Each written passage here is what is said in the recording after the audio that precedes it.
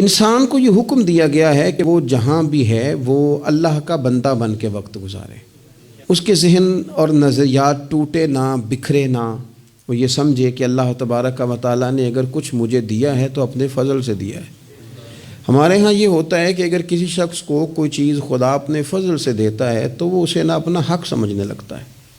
اور وہ محسوس کرتا ہے کہ یہ معاذ اللہ مجھے ملنی ہی چاہیے تھی، میں اسی کا حقدار تھا۔ وہ چیز پھر اس بندے کو بعض اوقات تکبر میں مبتلا کرتی ہے، بعض اوقات خود پسند بنا دیتی ہے، اور بعض اوقات جو اس کی بہترین صلاحیتیں ہوتی ہیں وہ صلاحیتیں زنگ آلود ہو جاتی ہیں،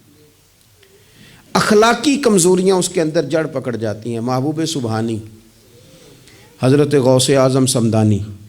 شیخ عبد القادر جیلانی رضی اللہ تعالیٰ عنہ ارشاد فرماتے ہیں کہ تو جہاں بھی ہو نا، اپنی سوچ کو عاجزی والی بنا۔ آپ فرماتے ہیں اگر تیری عمر زیادہ ہے اور تیرے سامنے ایک شخص کھڑا ہے جس کی عمر تھوڑی ہے تو اپنے ذہن میں یہ بات بٹھا کہ اس کی عمر تھوڑی ہے تو غلطیاں بھی تو تھوڑی ہیں نا۔ اور اگر تیرے سامنے کوئی شخص کھڑا ہے، تیری عمر تھوڑی ہے، اس کی زیادہ ہے، تو پھر یہ ذہن بنا لے کہ اگر اس کی عمر زیادہ ہے تو اس کی نمازیں بھی تو زیادہ ہیں نا، تلاوتیں بھی تو زیادہ ہیں نا، خیرات بھی تو زیادہ ہے نا، عمر جو زیادہ ہے۔ اور اگر تو ان پڑھ ہے اور تیرے سامنے عالم کھڑا ہے تو اس ترتیب سے عاجزی پیدا کر لے کہ وہ چونکہ عالم ہے